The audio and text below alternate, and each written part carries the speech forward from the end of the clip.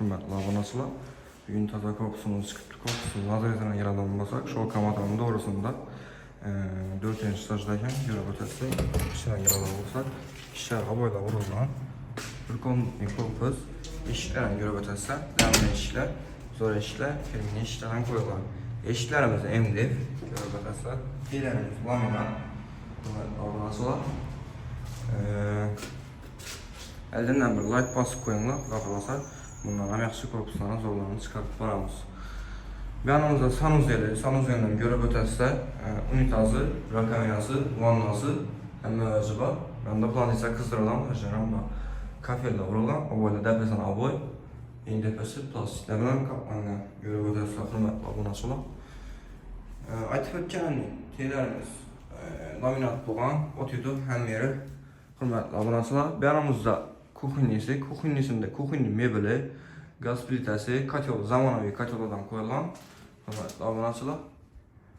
Vit şişələrimizdən var. Aynalarım, yaxşı aynalardan, akuf aynalardan qıstırgan. Dəpələrimiz otudu plastik boğan hürmetli abonatçılar. Yanımızda birinci komutası, aytıb ötkənliyin bir daha komutası var edim.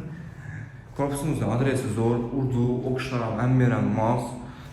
Birini alıp durup kileye berk koysanlaran bağlı, icereye berk koysanlaran bağlı, alıp durup yaşasanlaran bağlı hürmetli abonatçılar. Adresi Dımzor Mesa'da. Birden 19, 5, 7 hemen marşrut yürüp ötedi. Bir yanımız Gürlenski, bir yanımız Rasenter Bazar, Darita, Bazaram Dım yakın adresi hürmetli abonatçılar. Tosya Dımzor Tosya. Şəhərin həm yeri görsənib durada beylən xuda xalasa hürmetli abonatçılar. Yürüp ötəsə. Aynalarım açıp ötkənliyi akuf aynalardan, bataryalardan, akuf registr bataryalardan koyulan hürmetli abonatçılar.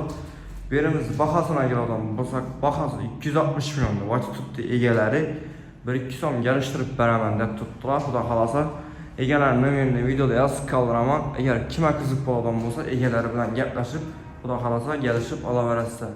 Eğer kimdə satılan cay, yer yer plan olsa özlərimiz nömrə müraciət etə verəsizlər. Hem satıp alsam, satışam yardım verəmiz xuda xalasa hürmetli abonatçılar. Videomuz haqqında olsa bir like basıb koyunlar. Kəmin də işinin donla, üylər nəsib etsin hər kimizə, həmməmizə. Sağ olasın, aman olasın. Bizən ki, siz davam etməyiniz. Xuda xalasa bundan yaxşı videolarını çıxarıb varamız.